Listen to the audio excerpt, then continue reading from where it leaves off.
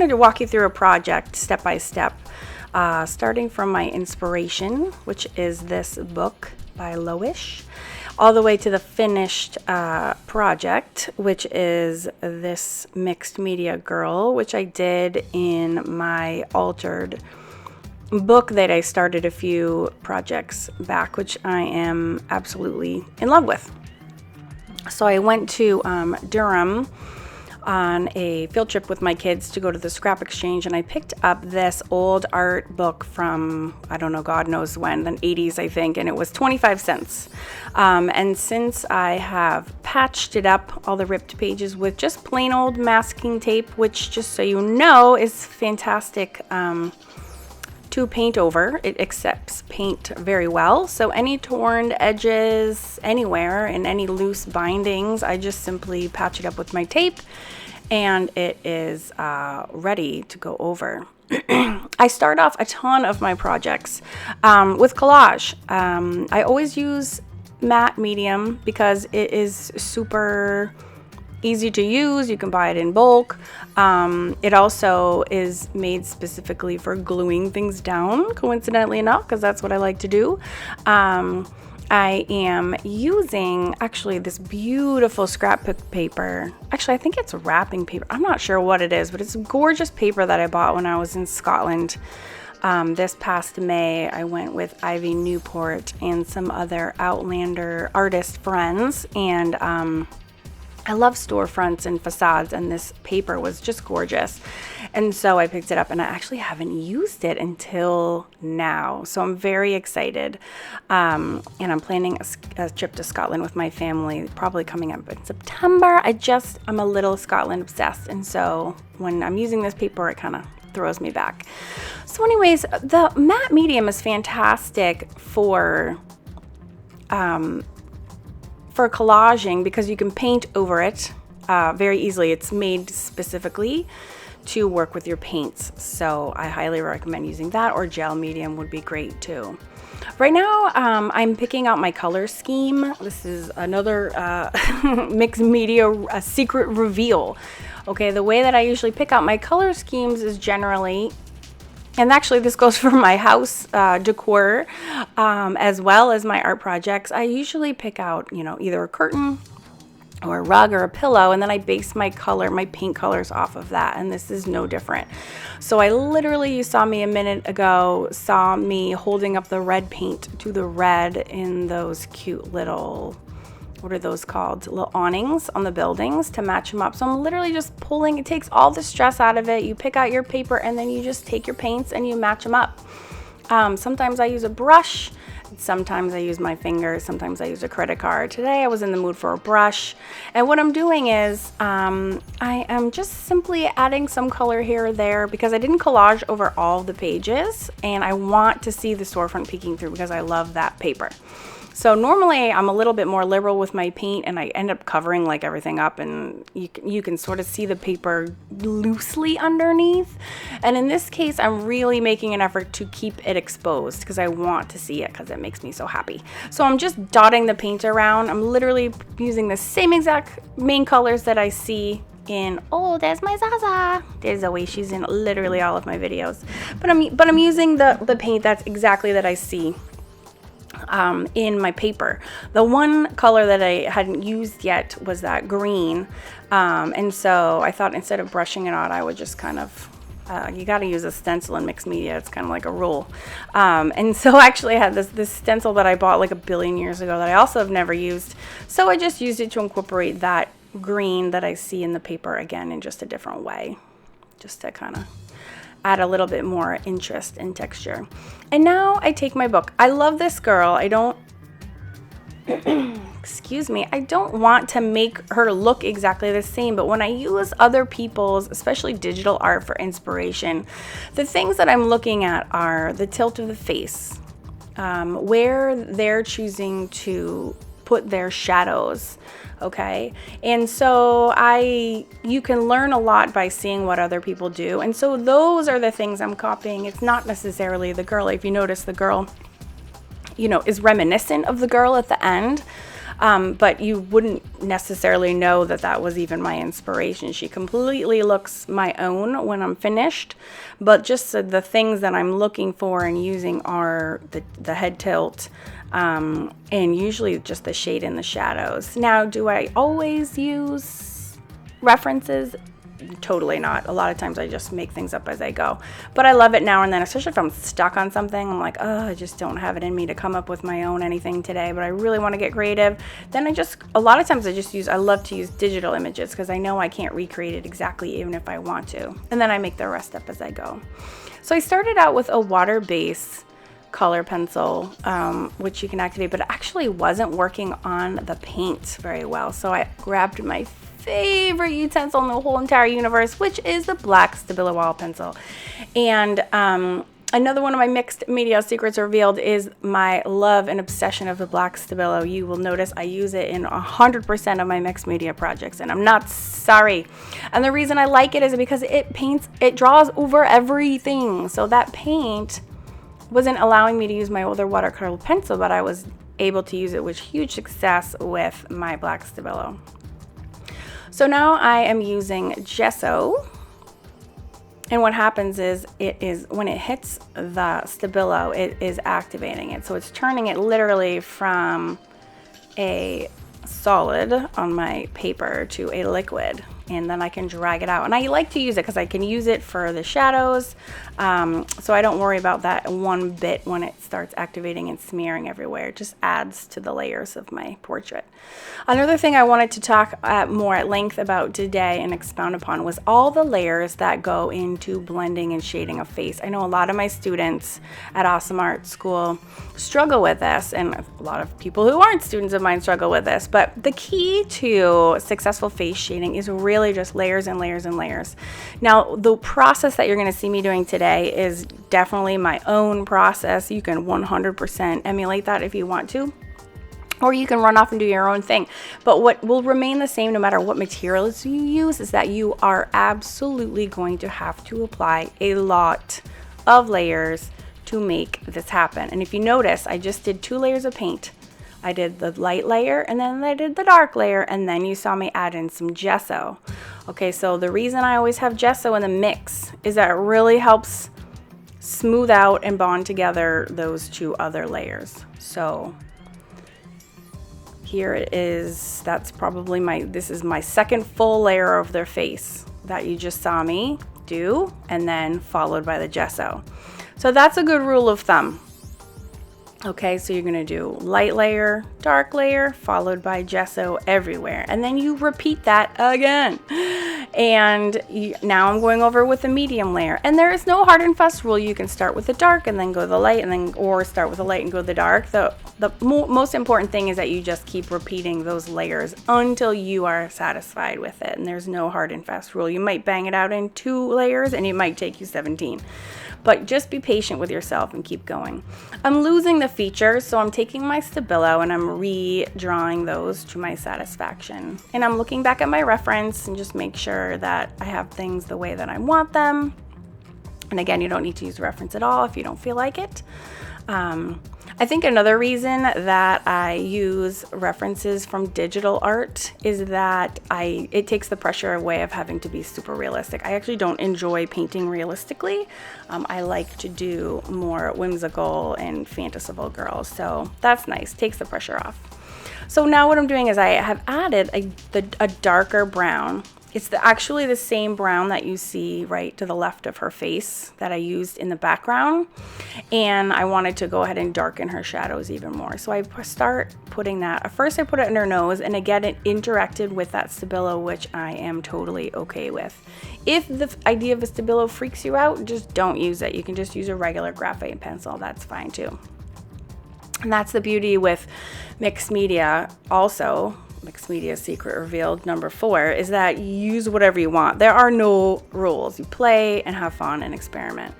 So again, I'm just doing a tiny bit of the dark brown, and if it's too dark and it freaks me out, then I'll run and I'll grab some of the lighter one, and if that's too and it's not working, then I always blend with my gesso. Okay? And this is, my brush is really dry here. I have no water. I'm just using a tiny bit. It's really dry brushing the whole entire time. And that's kind of key too. I think some people, when they get really started, they oversaturate their brush. I'm just using a tiny bit. All right, now I'm a really impatient person, and to hurry things along, I usually, or if I get bored and annoyed, I just switch products because I get annoyed. But because this is so dry, I went and I grabbed my my gelatos and my distress pens from Tim Holtz, and they really work. They're kind of one and the same in my head. And this is a really fast way to shade. So I had like a base that I was like, Mama, I could do 59 more layers, but I'm bored and I want to pick up the pace. So I grab these and I just color them on, and they're like butter. I just use my finger and I just blend. They are water soluble. I 99% of the time do not actually activate these. I always use them dry. So that's another great cheat or secret of mine, is to just use these gelatos. They are just bang, quick and easy, and I have no patience for hours and hours long project. This project total took me exactly 1 hour and 30 minutes to do, and that's very typical. Almost 99% of my projects take me 90 minutes or less. Because I have 3 kids, I'm busy, I have a ton of stuff to do, and I just do not have time for days long projects. I also don't sell my work. I do this entirely for pleasure and for teaching. So it doesn't behoove me to make masterpieces other than what makes me happy inside. So, okay, so the white gelato is exactly the same as that white gesso. And look at the luminousness that using the white gesso at the end has brought out. It's like a little bit magical, actually. So a couple of gelatos in skin tones will be your best friends. I actually love her shading right now, and it makes me regret doing all the other stuff afterwards. She looks great. So, all right, so now I'm just using regular old acrylics. That green that I'm using is the same green that you see in the dots, and the white of the eyes is just white acrylics. Nothing fancy there. And again, you could use markers if you want to as well. And again, there's the red that I used. This is really the only red paint I used, and I could have thrown it in the background as well, but that's the red of the awnings that I had picked out to begin with. Again, it will activate a little bit in the Stabilo, and you just kind of got to get over it. That is just fine.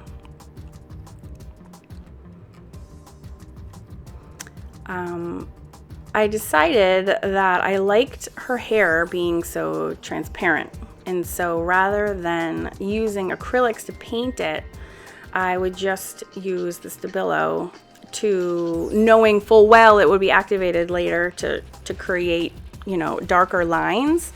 But I did that on purpose. Normally I do paint the hair, but I just wasn't feeling it today, and I just liked it as is. That big giant blob is Modge Podge. Again, for my mixed media projects, I do this 100% of the time. It is just part of my personal signature move and process. I am obsessed with the juicy way it activates my Stabilo. I can never get over it. I just can't. I love it so much. It's so satisfying. And I have to be honest, I think it freaks out 99.9% of the people that know me and watch me. It also pisses off a lot of true artists, because Modge Podge is more of a craft supply than an art supply. But again, I'm not really into so much into caring about what other people think. So it's not their art, you know, whatever. They can do whatever they want. So if you notice, I used that sponge brush to really manipulate where things were going. There was a big hunk on that got smeared across her face. I just grabbed a fresh sponge and I was able to pick it out and move it away from her face. And that's really the key to using Modge Podge, is just having a couple of different fresh sponges, so that in case something goes in the wrong spot, you could just move it and brush it to the side. I also kept this whole hair drying process in real time, quote unquote real time. I know it's fast forwarded ×4, but I just wanted you to see how quickly this goes. So I'm already, bang, that was quote unquote real time, and I'm already back to drawing. It's so super fast. And look at this. This is like a little magical as well. So this is just me doodling with my Stabilo. I wanted her face and then activating with more Modge Podge. Boom. It's like magic paint. You just have to be careful because it will go everywhere. So I had to be very careful not to get it on her face. But I've never tried this before. It was very exhilarating doing like a giant swath of an area with just the Stabilo, but I wanted her face to pop out. I know the area would have been shaded because it's dark where her hair is, so I just was like, I'm gonna try this. Normally I would have totally grabbed my black gesso, but I just was loving my Stabilo, and so I kept doing that. This is one of my also big time signature moves as well, which you will always see, is that following my Stabilo activation by the Modge Podge, I always grab my Pitt Pens. Always, always, always. Again, the Pitt Pen over the slick Modge Podge surface, and I use matte Mod Podge, by the way, is like, it's just magical, really. It's the only way I can describe it. It stays wet for a minute. So if you want to blend it onto that slick surface, you can just take your finger, a Q-tip, and just like moosh it around like paint. It's like so crazy awesome. And so I do this every time because you can paint over Modge Podge, and other Modge Podge obsessionists will be like, oh, I Modge Podge everything, I don't even use matte medium. And like, I hear you guys, because I'm obsessed with Modge Podge too, but like it's kind of yucky to paint over, to be honest, because it's like such a slick plasticky surface, even the medium, even the matte, I'm sorry, that I prefer not to. But if you use these Pitt Pens, and they're made by Faber-Castell, and they're permanent, but they have this window of like slickability. I'm pretty sure that's not a word, but if you get them in the if you get them right in the window, you can really do some insane blending with techniques, and I'm going to show you that in a second. So I'm just using, what I do is I just find my colors that match up to the paint colors that are already on my page, and then I just add details. I love to draw as much or maybe even more as I love to paint. And so I feel like with my own mixed media style, I get to do both in each project, which is amazing. All right, so here you can really see I'm swashing, I'm like painting with these pens. I paint them on, I'm using the side of my brush tip and laying down like a big, wet, juicy layer. And then I'm just taking my finger and then I'm just like smearing it in. So you almost looks like it's being painted on, right? But it's not. And when it dries, it's permanent. So again, it's rather magical. So she's coming along, and I'm just doodling my little heart out right now and just like going to town. And this is like where I'm at my apex of happiness. Is when I get to just draw and go nuts over my painting. This is like when I'm experiencing kismet or whatever the word is. I just love this part of it, and I'm kind of like, yes, I'm on the home stretch. This was something else I hadn't done either, which was really painting now with my Pitt Pen in the same way that I was painting with my Modge Podge. I had never done this either. So I'm using that same technique I had done with my Stabilo, which is kind of like drawing and then dragging or activating. And it actually worked out pretty well.